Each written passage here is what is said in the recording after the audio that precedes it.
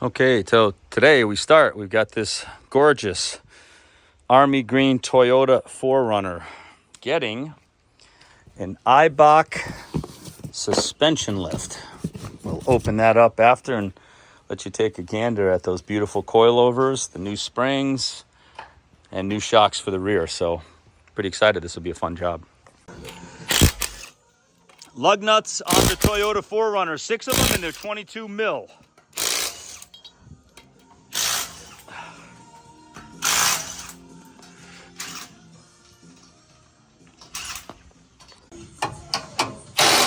Okay, one of the first things that we have to do is take the factory little skid plate off.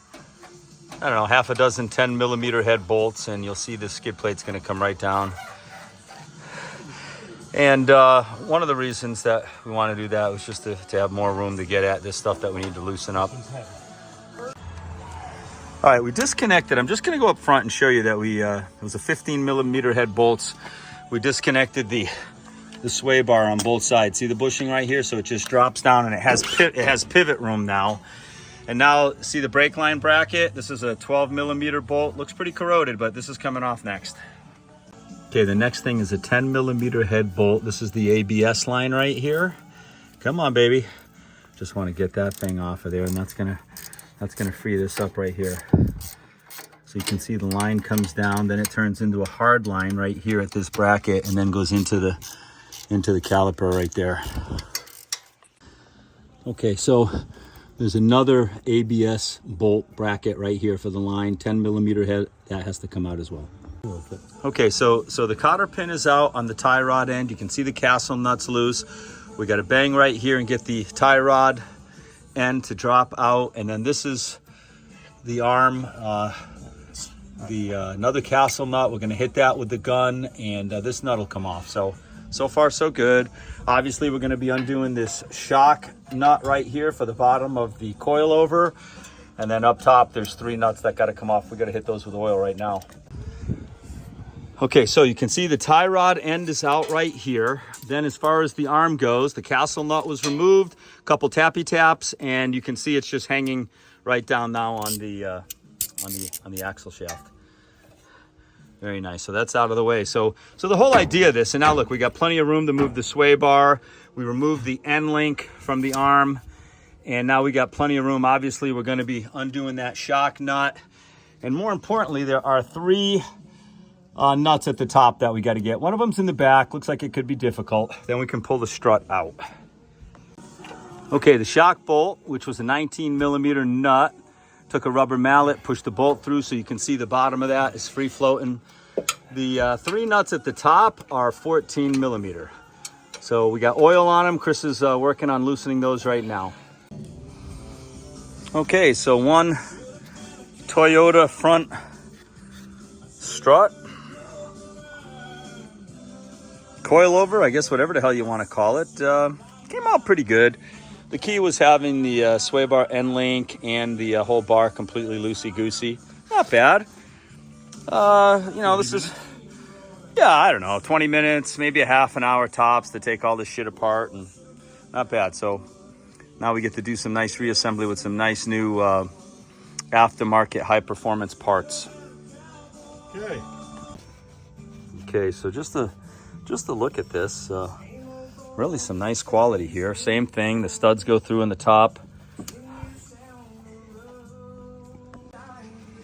All right, so we're just starting the nuts on the top. Push it back in a little. Okay, the nuts on the top of the coilover, 35 foot-pounds. I think down here at the shock was maybe 72. We did 70 on the sway bar end link. I think 67 on the tie rod. Everything's going together pretty good. Now we're just putting the 10 millimeter bolts in for the ABS line as well as the brake line bracket over here. Leaving the sway bar loosey-goosey because obviously we got to do the other side. But all in all, I think that coilover went in pretty good. Okay, this is kind of funny. So obviously we just set it down. We torqued it. Look at. I don't know if the video shows the tilt on this thing on this side. It's very, very significant. So we're just getting ready to lift up the passenger side, go through the same process, hopefully a little faster. I don't know, I think when it was said and done, maybe an hour to an hour and 15 minutes on that side. I think we can beat that time on this side. Then we still have the sway bar to connect, put the covers over the bushings. We've got a skid plate and some plastic hardware, and then the front will be completely done.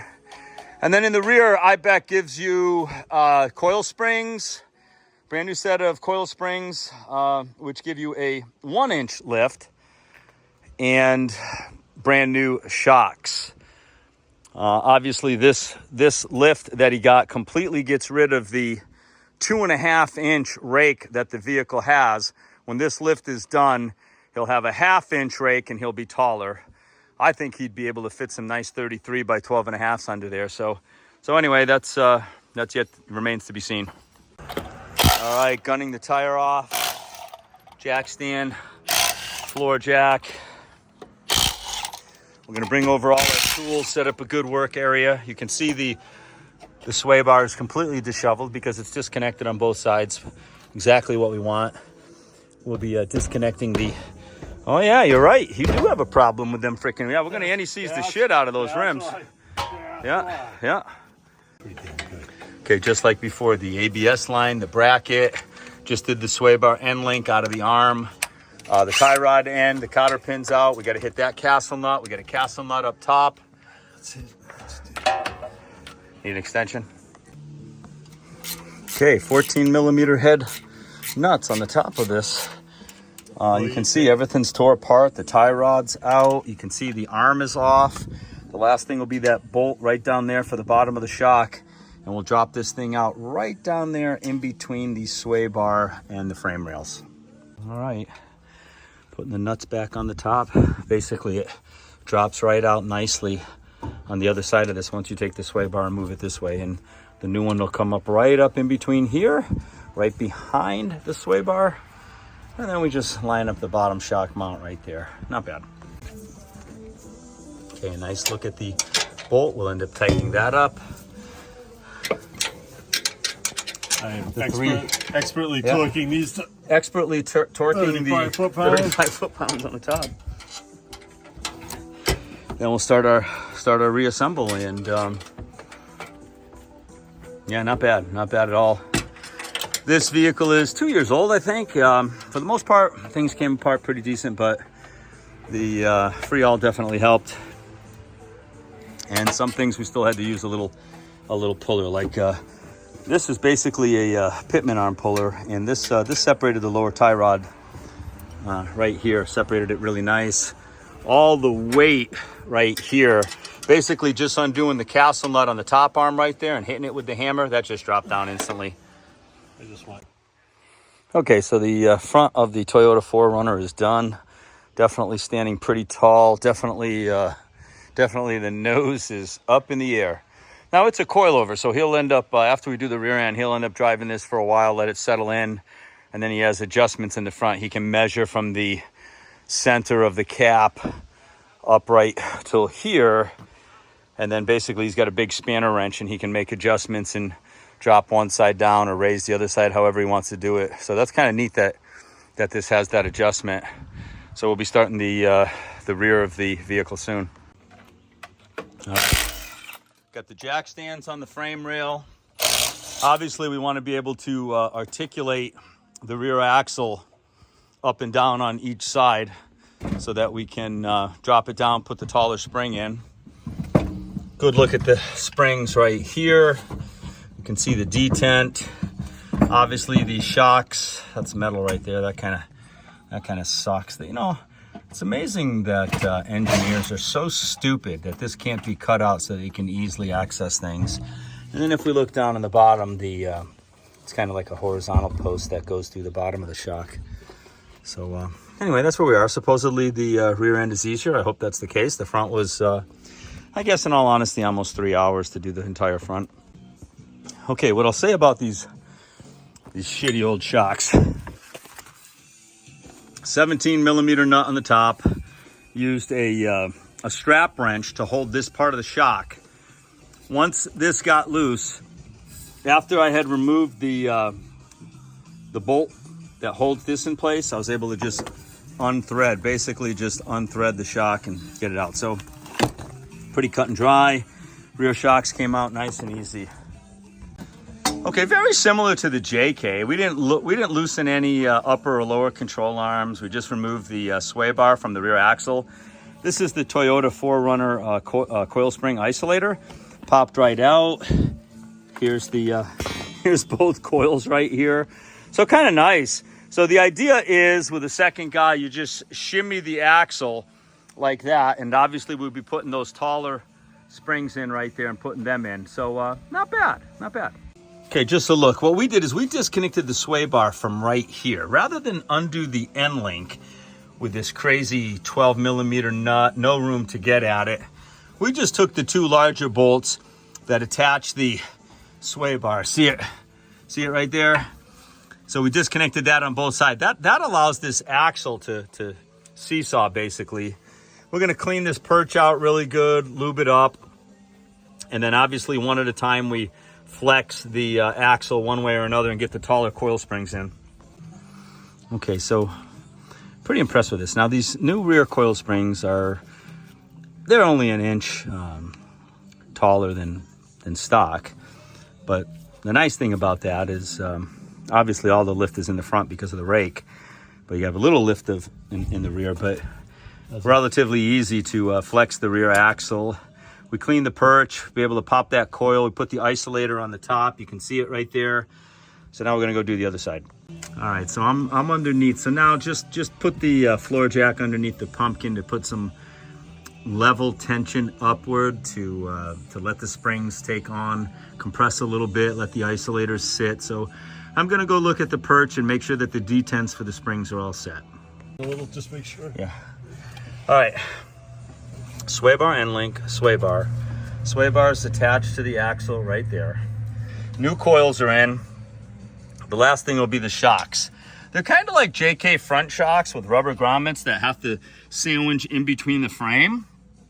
And then down in the bottom, they slide onto a stud. Okay. So obviously, just like a JK front shock, you want to put a wrench on this end of the shock body and then tighten up that nylon nut, and you want to compress the two rubber grommets. Let's see what Chris did here. So he tightened this up. You can see that the grommets are starting to bulge. I think this needs to be a little tighter on this side. And then we'll take a tie wrap, put it around that boot. And then way down here, you can see that the bolt / washer is in that holds the bottom of the shock. Really sweet. Obviously, the rear end of this lift kit was significantly easier than the front. I don't know, maybe the rear end an hour. So 3 in the front, an hour in the rear, an hour, 4 hours tops.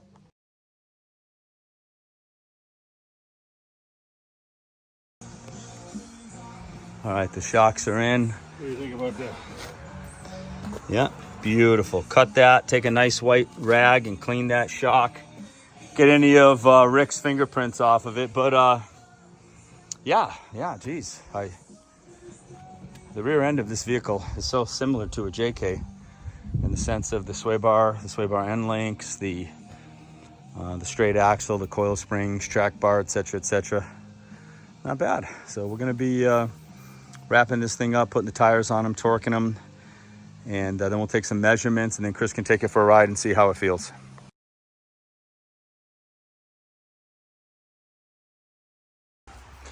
All right, just gonna torque the rear wheels. The fronts are already torqued. Definitely sitting taller. Looks good, looks really, really good. Oh, hi, Dan. Hi. Wow, huh? Happy.